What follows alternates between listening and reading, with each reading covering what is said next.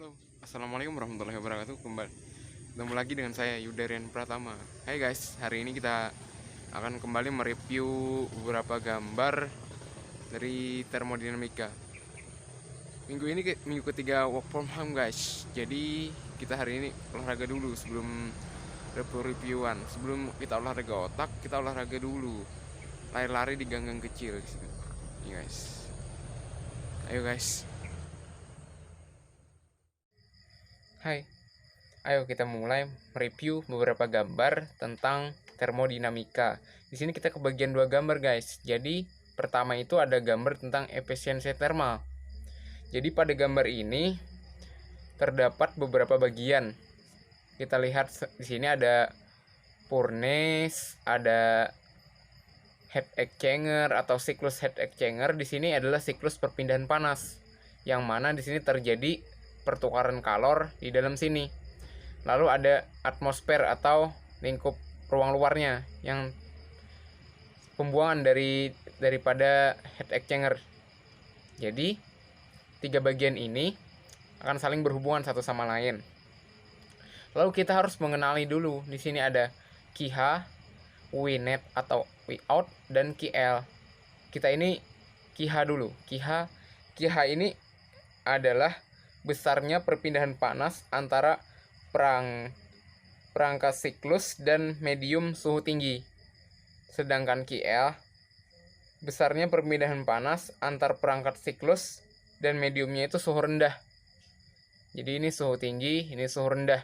Jadi dapat kita analogikan di sini. Furnace ini kan tungku pembakaran. Tungku pembakaran itu energi kalor itu masuk dari tungku pembakaran ke sini, ke siklus heat exchanger atau siklus perpindahan panas. Di sini nilainya itu 100 mJ. Ini joule. Di sini terjadi pertukaran panas atau heat exchanger. Di sini alat penukar panas, di sini terjadi siklus. Peraturannya adalah Qout ini atau Qnet ini mewakili besarnya energi yang terbuang untuk menyelesaikan siklus. Jadi dalam setiap siklus ini pasti ada energi yang selalu terbuang. Nilainya itu tidak pernah nol. Jadi pasti ada yang terbuang. Jadi yang ini Wnet, Wout ini adalah hasil bersih daripada siklus panas ini. Artinya hanya sebagian yang dapat dipakai, yang difungsikan daripada sistem yang mengalir dari furnace. Di sini kan dapat kita lihat 100 mJ. Sini yang bersih hanya 55 mJ dan keluar nanti 45 mJ. Ini keluarnya ke atmosfer, ke udara luar, keluar ruangan, terlepas begitu.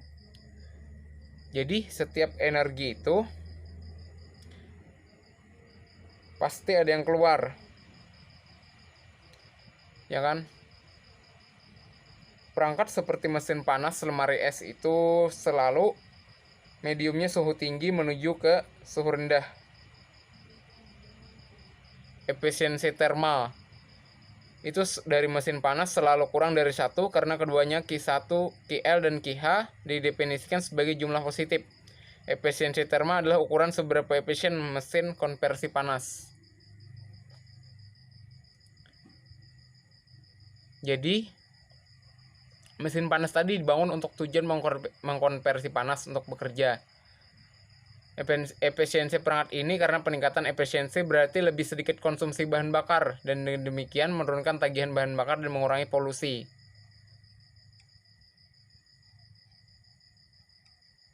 Dapat kita lihat pada gambar itu kan hanya dikonversi setengah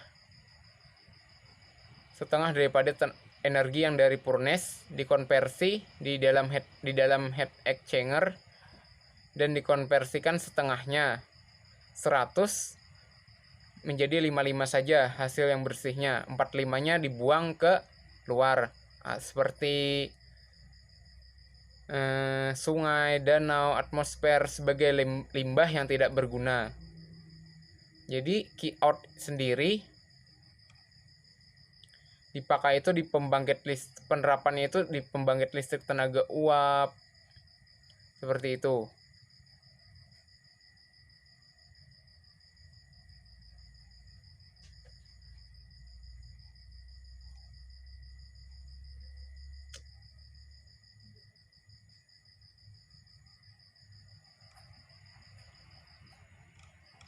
Nah kan, pada gambar itu sendiri dapat kita pahami sendiri bahwasanya di sini ada 3 bagian. Sekali lagi saya review lagi. Di sini ada 3 bagian. Di sini ada furnace. Furnace ada tungku pembakaran yang memberikan energi kalor ke dalam heat exchanger. Heat exchanger ini kan siklus penukar panas. Jadi di sini terdapat penukar panas. Terjadi pertukaran panas di sini. Peraturannya, dalam siklus pertukaran panas pasti ada kalor yang tidak terpakai atau kalor yang terbuang. Jadi kalor yang dikonversi hanya sebagian. Seperti contohnya di sini 100 turun menjadi 50, hanya 55. Dari 100 mJ menjadi 55 mJ. Jadi di sini ada QL-nya sisa 45 mJ. Kenapa dari 45 dapat 45? Karena 100 dikurang 55. Ini adalah hasil kotor. Hasil kotor ini sendiri nanti dibuang ke atmosfer, ke udara luar, ke sungai, atau kemanapun. Itu sebagai hasil dari pembuangan siklus pembakaran di heat exchanger tadi. Jadi efisiensi thermal atau WINET atau Q out hanya sebesar 55 mJ. Jadi teman-teman mungkin dapat memahami gambar ini. Sekarang kita lanjut ke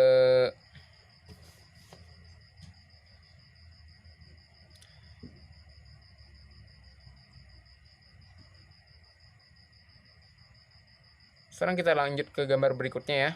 Di sini gambar berikutnya ini yang kedua. Di sini ada komponen dasar pendingin, sistem pendingin dan operasinya. Di sini di dalam gambar ini dapat kita amati terdapat beberapa komponen seperti kondenser, ada kompresor, ada evaporator, ada expansion valve. Jadi keempat komponen ini saling berkaitan satu sama lain. Dapat kita di sini kita semua tahu pengalaman bahwa panas itu ditransfer ke arah penurunan suhu, yaitu dari media suhu tinggi ke suhu rendah. Jadi panas itu mengalir dari media suhunya yang tinggi ke suhu yang rendah. Proses perpindahan ini terjadi pada alam tanpa memerlukan perangkat apapun, jadi ini alami. Namun proses sebaliknya tidak dapat terjadi dengan sendirinya. Perpindahan panas itu dari suhu yang rendah ke suhu yang tinggi. Jadi kita analogikan di sini adalah perangkat khusus seperti lemari es, seperti AC dan lain-lain. Di sini tuh ada melibatkan 4 komponen utama kan tadi saya sebutkan: kompresor, kondensor, katup ekspansi, dan evaporator. Jadi di sini ada kompresor. Kompresor itu energi panas masuk melalui kompresor dan menaikkan tekanannya dan menaikkan suhunya. Karena tekanan naik, maka suhu juga akan naik. Lalu ke kondensor. Di kondensor ini terjadi proses penurunan suhu. Dari seperti di gambar 60 derajat Celcius menjadi 30 derajat Celcius. Lalu tekanannya tetap. Lalu menuju ke expansion valve. Di expansion valve itu tekanannya direndahkan atau diturunkan menjadi 120 kPa. Dan suhunya juga diminuskan, lebih dipampatkan lagi karena akibat dari berkurangnya tekanan. Karena akibat berkurangnya tekanan, otomatis suhu juga akan turun menjadi minus 25 derajat Celcius. Lalu ke dalam evaporator terjadi penguapan. Lalu setelah evaporator mengalir lagi ke kompresor. Kompresor ini kan gunanya untuk untuk mengalirkan dan memompa cairan atau fluida atau freon di dalam sini agar dapat bersirkulasi. Jadi ini adalah sebuah sistem, terjadi sirkulasi di sini. Jadi semoga teman-teman dapat memahaminya di sini. Ini adalah proses sirkulasi.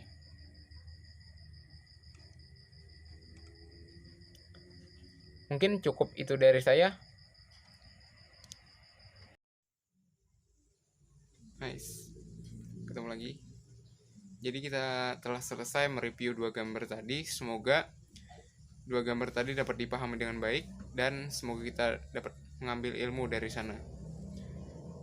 Dan semoga wabah COVID ini cepat berakhir dan kita ketemu lagi bersama teman-teman di kuliahan tatap muka.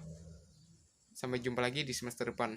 Salah hilap mohon maaf dari saya, Hidayrian Pratama. Wassalamualaikum warahmatullahi wabarakatuh.